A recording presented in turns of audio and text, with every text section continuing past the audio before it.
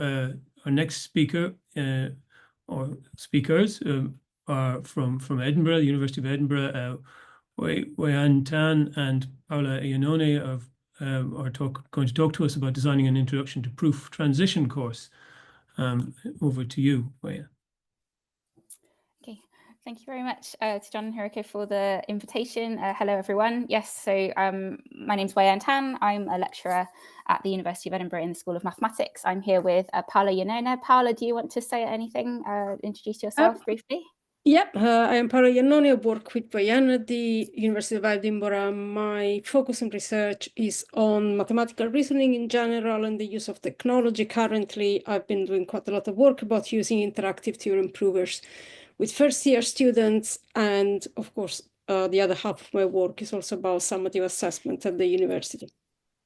And I am working with Wei-An to design this course. Thanks, Paola. Yes, so as Paola said, myself, Paola, and our colleague Stephen O'Hagan are working on designing a new Introduction to Proof Transition course, which we want to tell you about today. So just to give you some context, this is the kind of entry requirements that our students come into our degrees with. So our requirements are for them to have Scottish Highers Mathematics and A-levels or A-level mathematics. Some of our students have A-level further maths, some of them have advanced higher mathematics, but not all. So our BSc Mathematics degree as standard is 4 years long, not 3. And our first 2 years, year 1 and 2, we call our pre-honours years. And the grades for these 2 years do not contribute to the overall degree classification. And basically, the situation was that last academic year, we underwent a curriculum review for all of our pre-honours courses. And so this has led to a lot of change, a complete revamp of all of our year 1 and year 2 courses, including this transition course that we're currently working on. So if we zoom in a little bit into our first year so far, so what that actually looks like currently before any changes have happened. So in our Edinburgh degrees, our students can take half of their credits in their first year outside of their main discipline. So they actually only have 60 credits of compulsory first year courses. And so these are split between 3 20-credit courses, including a course called Proofs and Problem Solving, which we call PPS for short, which is like our Introduction to Proof transition course, which I've been the course organizer for the last 2 to 3 years. Now, all 3 of these courses follow a similar structure. So they're all employing the flipped classroom model. So the students get given material to study before they go into their lectures. The lectures are very interactive. So the students are posed questions that they can discuss with the people around them. They can then vote for what answer they think is the correct thing via polls, which they can interact with via their smartphones. And then we also have interactive workshops where we have allocated a tutor to 12 students, and that tutor then sticks with those 12 students for the duration of the course. We have heavy use of online quizzes, which we use via the e-assessment system Stack, and also the students can post questions on an online discussion forum, which we use Piazza for. Now, if we zoom in even further into our transition course, which is Proofs and Problem Solving. So how does this work? Proofs and Problem Solving runs in terms of teaching of new material across 10 weeks. And across those 10 weeks, 10 different topics are covered. So there's a different topic every single week. The coursework is split into online quizzes and fortnightly hand-ins. So the students are given questions, they can write their proofs, and then they submit that to their tutor, will give them feedback and that kind of thing. And then at the end of the course, there is an 80% weighted final traditional written exam, which the students have to pass in order to pass the entire course. Now, there are some, good things about PPS, but there were also, obviously in this review, we were trying to be critical about the courses that we currently had, and there were some specific things that we thought maybe need to change in terms of PPS. So the first thing is the timing of PPS. So actually this course, even though it's kind of a transition course and this is the first time they're being formally introduced to proof, it occurs in semester 2, not in semester 1. So the students actually do another course called Introduction to Linear Algebra in semester 1, where they're still expected to engage with proof, read proof, write proof, before they've actually been formally introduced to it. And so this is very difficult for the students. It leads to inconsistency in their writing standards, because when they're submitting proofs in ILA, in semester one, you know, they aren't writing in full sentences, they're not using mathematical language appropriately, but they're not kind of being picked up on this because that's not the focus of that course. And they come into PPS and they're suddenly like, oh, you know, why are you reducing my mark for those kinds of things, right? So it's also developing some kind of inconsistency in our expectations of the standards of writing that we expect from the students as well. And so this is something difficult that we wanted to resolve. Also, in terms of the content of PPS, there is so much content in PPS, right? There's 10 different topics. So not only are they having to grapple with this new thing called proof, they're also having to grapple with these many different mathematical topics, many of which are quite difficult and are very unfamiliar to them in comparison to what they've learned at school. So it's quite a lot that they're being bombarded with. And the reason why there's like so many different topics in PPS at the moment. So PPS has been running for like 10 years now. And I think over the years, it's kind of ended up acting as a bit of a catch-all for a lot of the content that other courses have wanted to be in it, that they can then assume students have seen, so they can use that as a starting point for their course. And yeah, so it's ended up being quite a bloated course in terms of content, and therefore there's not enough time to devote to each of those topics. There's not enough time for students to properly explore, really get to grips with the content that's being taught. Also, interestingly, because even though proofs and problem solving, it has proofs in the title, there is actually minimal specific focus on proof. There's not much specific guidance to students on how to write proof, how to read proof, how to grapple with this stuff. And if there is any specific focus, it tends to be just kind of crammed in alongside, you know, topic exercises. Also, in terms of assessment, so I mentioned that there's a split of like coursework and the exam. You know, the coursework, the students can go home, work on their proofs, spend as much time as they want crafting these proofs. And then they're not kind of in that time pressured environment to write to proof as they are in the exam. And so there's not very much preparation for the students. And actually in PPS, this is the first time that they experience a university level exam in their courses in semester one. They haven't done a university exam before. And so it's not really preparing the students for that. And also the coursework, you know, because they have a lot of time to prepare it, oftentimes their scores for that coursework are quite high, and this kind of lulls the students into a bit of a false sense of security during the semester, because they think, oh, actually I'm doing okay, and then they come to the exam and they're just like, oh, you know, and they ended up performing fairly poorly. And it's also difficult in terms of the coursework to monitor how much kind of peer collaboration happens for that in-semester assessment. There's also quite low incentive for the students to actually engage with the feedback that the tutors give them on their hand-ins, because they tend to just kind of zoom in on the score that they get out of 5, and they just kind of completely ignore the feedback. And to be honest, you know, there's no resubmission opportunity for them anyway. They can't improve their score. So this is decentivizing them even more to engage with the feedback they've been given. And there's also quite a lot of emphasis on polished proofs, right? So all of the proofs that they kind of engage with in the lecture notes, in the lectures, the proofs they're expected to create in the hand-ins and in their exams, it's all kind of emphasis on the final product. There's not very much acknowledgement of the journey, kind of the behind the scenes effort that it takes to create a proof. And so, no wonder they kind of come into the exam, they see an exam question and they're like, oh, they start panicking because they don't know how to, you know, regurgitate a perfect proof straight off. So they're having kind of unrealistic expectations of what's expected of them. So when we were coming into the design of this new course, we knew that we wanted to correct this kind of timing issue, reduce the amount of content, make space for the students to be able to explore, facilitate a much smoother transition by preparing them for various different assessment types they may not have seen before, and also just kind of show them what it is to do mathematics in a university setting, right? Model that process for them. And then in terms of assessment, we wanted to increase this incentive for them to engage with feedback, do some reflection, thinking about other alternative forms of grading that we can use. Does it have to be a big final exam at the end of the course? So these kinds of questions we were asking ourselves when we were coming into the design. And so for the rest of the time, I just want to share with you kind of what our ideas are for the new course. So we're calling it Introduction to Mathematics at University, or IMU for short. The timing issue was easy to fix. We've moved that now into semester 1. And we are designing it to start running in September 2025, so next year. And this is kind of like a big caveat, really, because we are currently in the planning stage. So there are still gaps that we need to resolve. There may be some things that we haven't considered yet. all of the ideas that we present, like they could potentially change. And I will say that all of the main ideas for this course, we did kind of run them by current students as part of like a focus groups, and we did get a lot of positive feedback from that.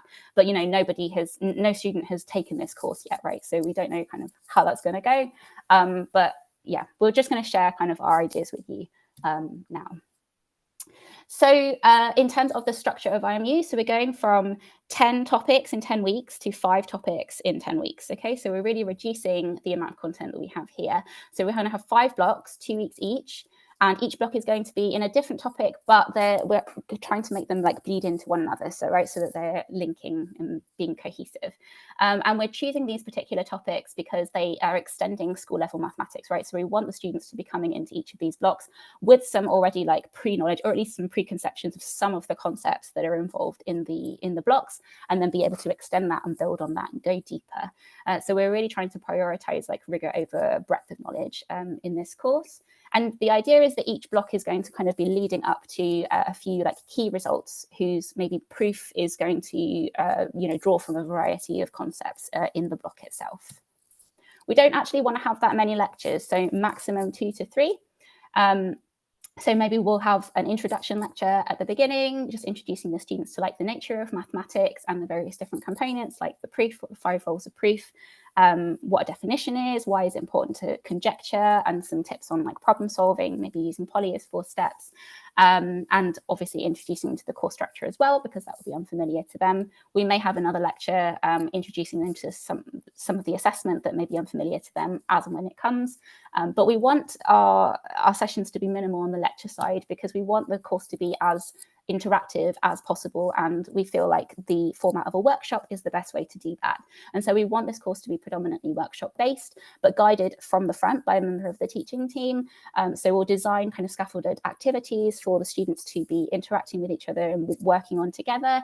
And we want to keep the 1 tutor to 12 student kind of format, so that the tutor can help facilitate like that smaller scale discussion as well. So each of our block, we want to have 5 workshops across, each workshop focusing on a different aspect of the mathematical journey. So exploration, reading, construction, communication and reflection.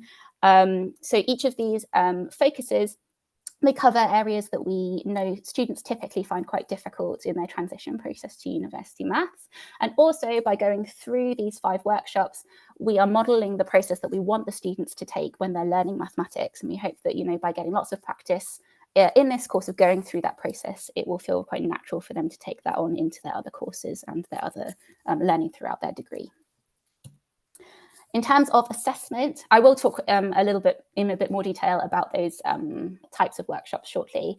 But if we just talk about assessment now, so we want to kind of get away from the minutiae of debating about different marks here and there or grades. So we want to make this a pass-fail course, and where the quality of the proofs that the students are writing is being judged. We want to be able to assign them to one of 3 categories. So below expectations, meets expectations, which will be a pass, or above expectations.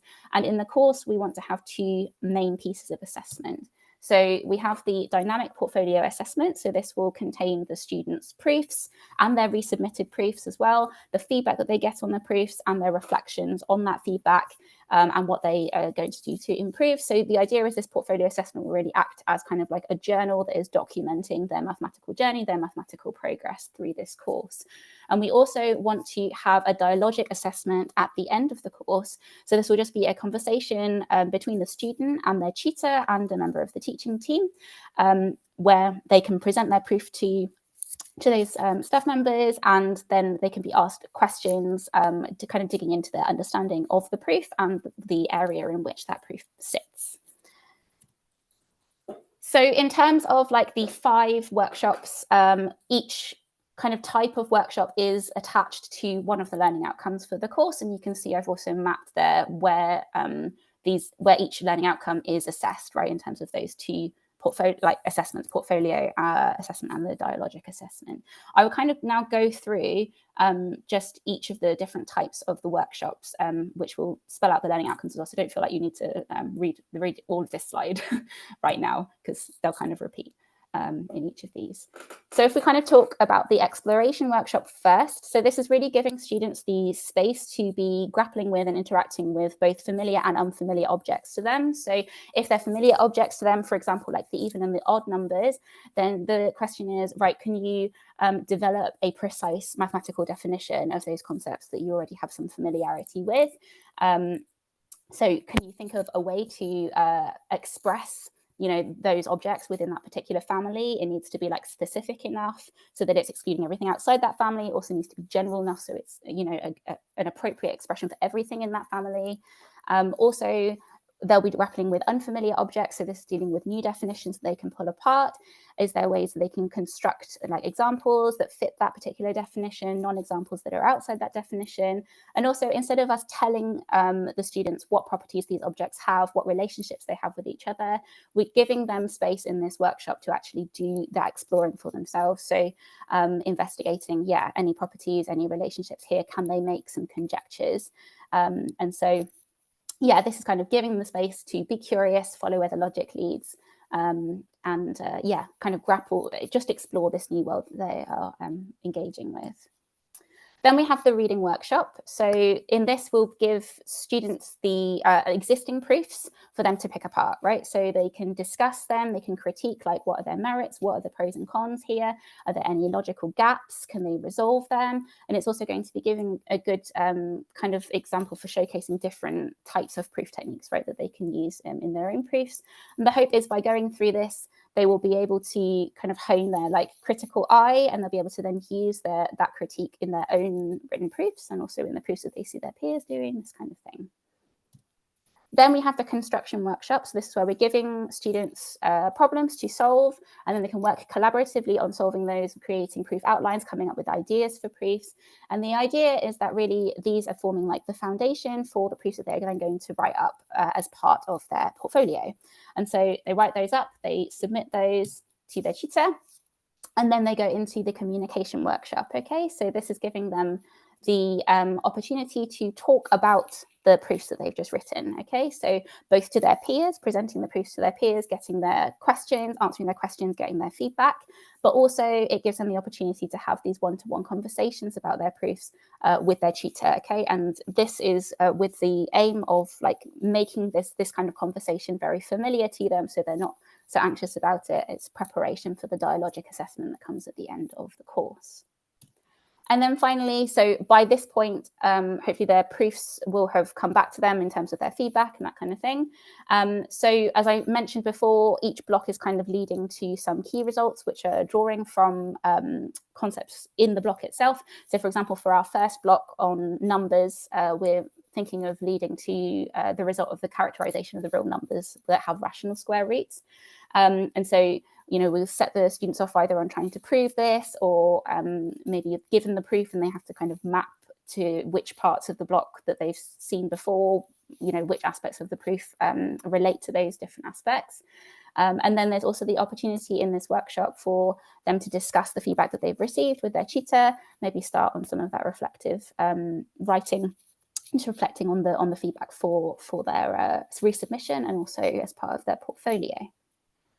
So those are the kind of all of the our ideas for like structure and how IMU is going to run. In terms of resources, we are thinking of giving students notes, but skeleton notes, so notes with gaps that students can complete outside of the workshops. We are going to be planning, as I said, scaffolded workshop activities. We're probably not going to be giving it in written form to the students themselves, because it's mainly going to be used by the tutors of the teaching team who are actually facilitating those sessions. But we do want to create challenge tasks for the students, because as I said, we've got a variety of different like content knowledge kind of coming in. Some students may already know quite a lot of the content that is in this course. So we want to have some challenge tasks to kind of stretch them. And then also we'll be giving them some supplementary kind of reading list. We're not going to be following a textbook all the way through kind of for this course, but we are obviously drawing from a lot of different resources that may be useful for the students to see as well. So I just want to end by sharing with you some of the design challenges we have faced. Firstly, as I mentioned before, this idea of PPS being like a catch-all There is still some of that pressure, right? Because everybody kind of has ideas or things in their wish list that they want to be in this transition course. And it's pretty much impossible to include all of that and make everybody happy, whilst still reserving this space for the students to really explore these areas in a deeper way. And so we've got questions like, where should complex numbers go in our pre-honours courses? Who should teach LaTeX? These are questions that currently we don't have answers for, but we have to work with the rest of the pre-honours team to decide on. Also, a lot of the ideas in this course are quite new territories for us. Having a pass-fail course, quite rare in our degree. Having it completely workshop based and having dialogic assessment is very new to us, and it'll be very new to the students as well, I imagine. And so we need to seriously consider, how are we going to reduce student anxiety in that? This is why we're trying to get them familiar with the format throughout the course by giving them lots of opportunities to talk about their work. But we don't want this to be a barrier to engagement, so we really need to think about this. We need to think about alternative assessment modes for those who have learning adjustments, and also, there is this kind of there's a status quo of having traditional written exams to assess mathematics in the UK. So we need to be careful with how we're making that shift as well. And then the final design challenge is just time, because we're all busy. I'm so glad that there's like a team of 3 of us that are working on this, but it needs to be done by September next year. And finding the time to do that is tricky, but we'll get there. So that brings me kind of to the end of the slides. If you have any questions, would be very happy to answer them. Also, if you have any experience of implementing any of these kinds of ideas into your courses, it would be great to hear from your experience, if you have any advice or any warnings, anything like that. But yeah, thank you very much for listening. And me and Paola will be able to answer, hopefully, any questions you have. Oh, thank you very much, Ryan. That's another wonderful talk. We're really seeing a really broad picture now around transitions. There is a question, or rather, there's a set of questions in the Q&A. These are from Alistair Wallace, and a few regarding your IMU course. So the first one is regarding the pushback to be a catch-all. How do colleagues teaching Year 2+ feel about fewer topics being covered? Are they forced to adjust their courses, or other Year 1 courses having content added? And that's actually was going to be my question too. So I'm really interested to hear this one. I guess, yeah, I mean, as I said, one of the questions that we have at the moment is, where is complex numbers going to go? Because it's currently not in any of our pre-honours plans at the moment. And yeah, we don't have kind of an answer for that. I think I don't know, it may end up going into some of the other first-year courses that are using it directly. But yeah, we're currently in the planning stage, so we don't know for sure yet, Alistair, I'm afraid. Alistair follows up with a question that, with few lectures, how do you ensure tutors are consistent in terms of support given during workshops? I mean, I don't know, Paola, do you want to? Yeah, so we have asked ourselves this question, and we're planning to have a quite extensive tutor training before the course starts, in such a way that we make sure that we know what we want the tutors to do, but also each one of us will be in the workshops. So if we see that what the tutors do is not quite what we would like them to do, then we can do something about it. The whole idea is that the tutors need to offer scaffolding rather than answers. That's the whole idea behind what we want them to do, and they need to pay attention to mathematical writing and all these items that the course is about. But the idea was to have extensive tutor training at the start, run by the 3 of us. Question from me on that, just to follow up. It sounds like one of the big challenges is getting the tutors to communicate the changed contract, the changed unwritten contract with the students about what a course is and how it's assessed. I mean, in some sense, we are lucky because this is the first course that the students will see when they come into university. So in a way, to insert dramatic changes at the end of the degree course is more difficult because the students have had 3 years of the same, and then you suddenly change. When they just come, then I imagine it will be just a little bit easier to convince them that actually we are doing something different, and then this course will look different. And the other reason why we wanted to have a slightly different assessment is that at the moment we are also in the process of reviewing our honor courses, so year 3 and year 4 courses, and I'm part of the review team, if you like.